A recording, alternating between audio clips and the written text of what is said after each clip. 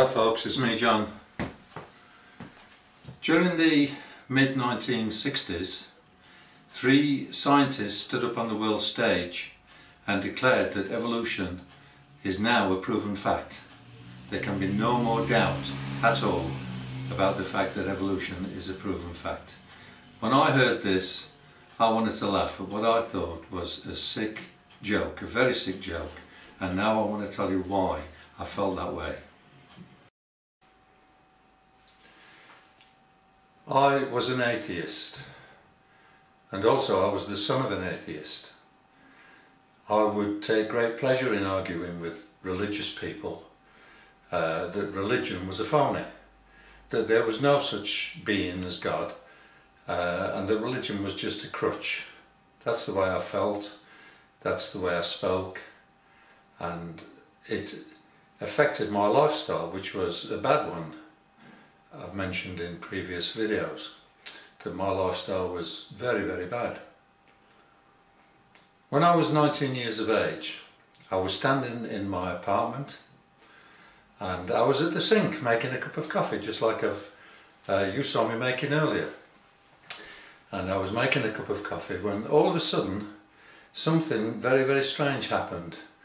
I lived in what we called in England a bed-sitting room. So you slept there, you ate there, and you lived there, and it was quite a large room. And right in the middle of the room, a great light shone. When I say great light, I'm talking about a brilliant light.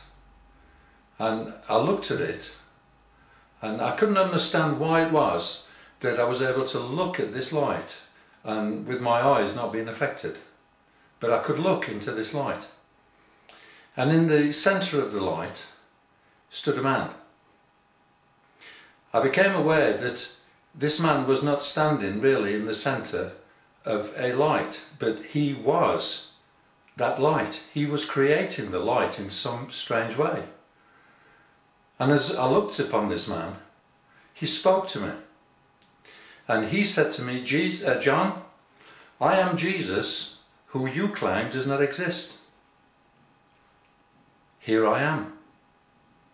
And tonight I'm inviting you to follow me and to become my disciple. I didn't even know what the word meant. He said then something quite chilling to me. He said, I will never ask you again. As I stood there and looked in this light and listened to this man, I felt a kind of an elation. I wanted to say something to him. I recognised that this was the man I was declaring did not exist. And I wanted to maybe apologise to him or something like that, but I couldn't. I could not. I was speechless. I just looked at him. I gazed upon him. But I made a decision in my mind. I will follow this man. And then he went. And the light went.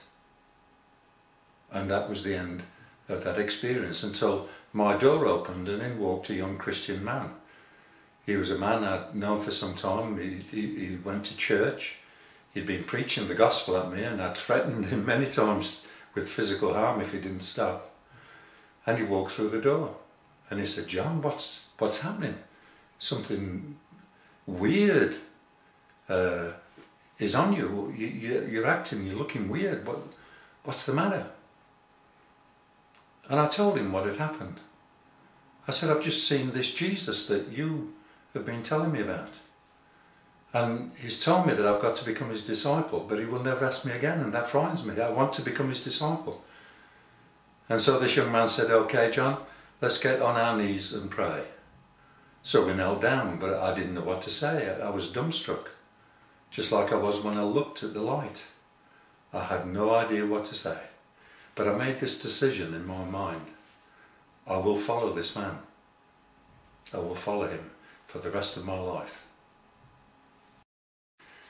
Due to the lifestyle that I led, I had enormous problems trying to break free from that lifestyle and attempting to go to church. When I went to a local church, people there almost shunned me because they knew a lot about me, and some of them were a little bit frightened of me.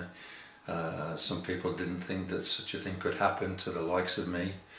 After all, it hadn't happened to them, and they were good people, so why should it happen to me, being such a bad person? And so I found following Jesus initially was a very, very difficult thing. But I decided that I would press on regardless of what happened. All my life I've sought, since that moment, I've sought to convince people that Jesus Christ is who he claims to be, that Jesus Christ is alive. I have told this story to many people. Sometimes they say, "Oh John, you must have been on drugs. Oh John, you must have been drunk. Or maybe you've got a vivid imagination." Well, I can assure you I'm one of the most down-to-earth people you could ever meet. I don't have a vivid imagination. I've never been on drugs. And I certainly had not been drinking alcohol that night. I just made a cup of coffee. But I know what I saw. And I know who I saw.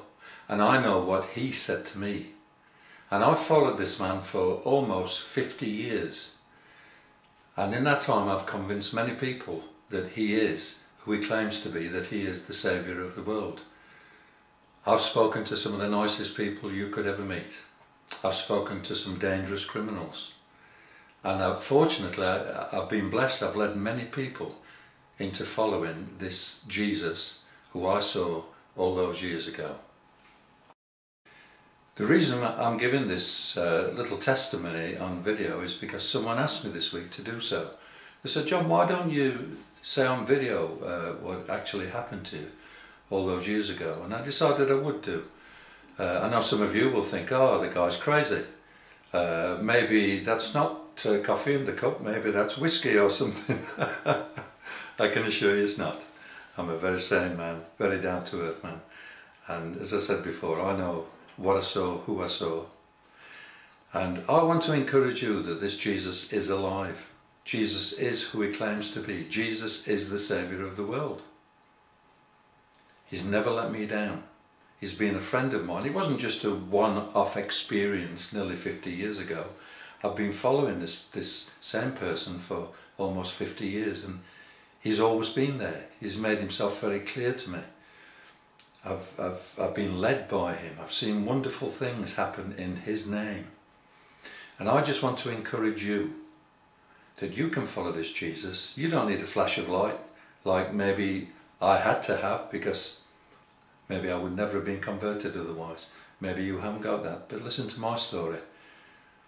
Look at the facts and decide for yourself to trust Jesus Christ and to follow him. You'll never regret it. He's not just a man, although he is a man. He's not just a friend, although he is a friend. He's a saviour, and he wants to save your soul, just like he saved my soul. And if he can do it for me, he can do it for anybody. God bless you, folks. Have a wonderful week. See you again. Bye.